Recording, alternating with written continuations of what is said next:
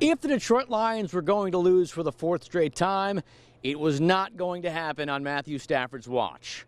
Playing against one of the worst defenses in the entire NFL, Stafford had a field day. Division II schools GVSU and Ferris State are interested, as is Central Michigan of Division I. Now, let's talk about the elephant in the room, and that's the weather. It's raining now, as you can see, and it's going to be raining throughout the evening.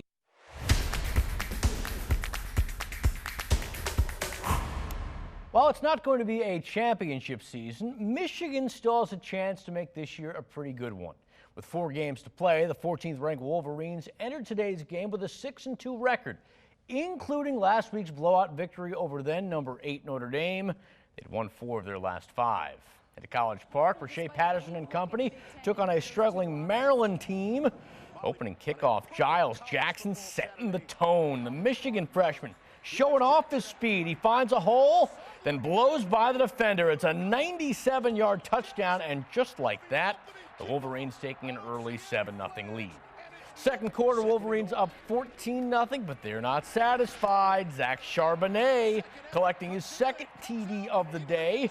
Wide 28 yards for the 6'1 freshman, but it did not matter at all. Michigan in this one just too good. Third quarter, Patterson to Nick Eubanks, 5-yard score. Patterson 151 yards passing.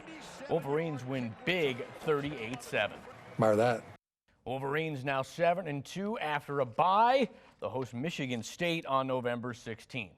Division II action. It looks like GVSU is ready for next Saturday's Anchor Bone Classic. The Lakers have won 4 straight, and yes, that does include today's home matchup with William Jewell.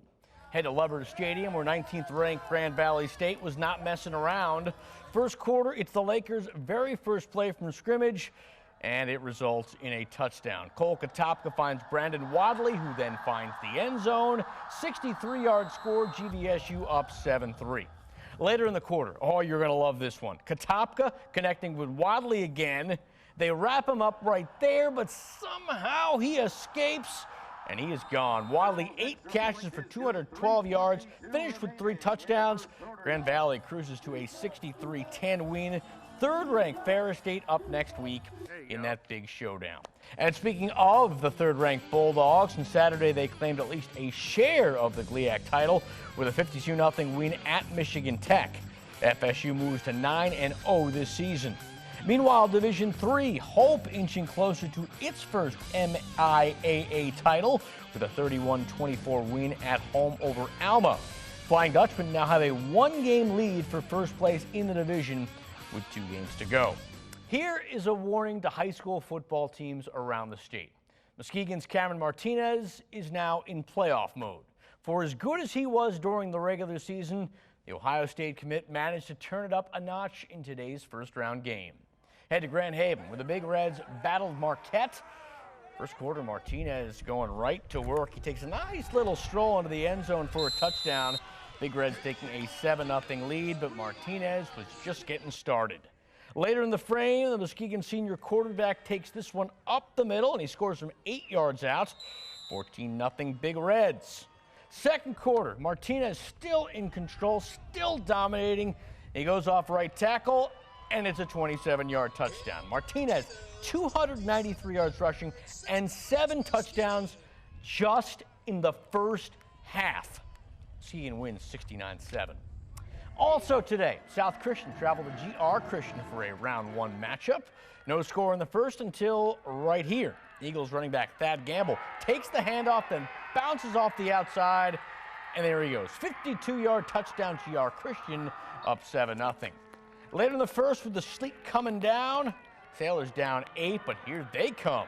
Chase Bradman to Elliott Grashheis. He takes it 70 yards for the touchdown. South Christian goes on to win 31-28.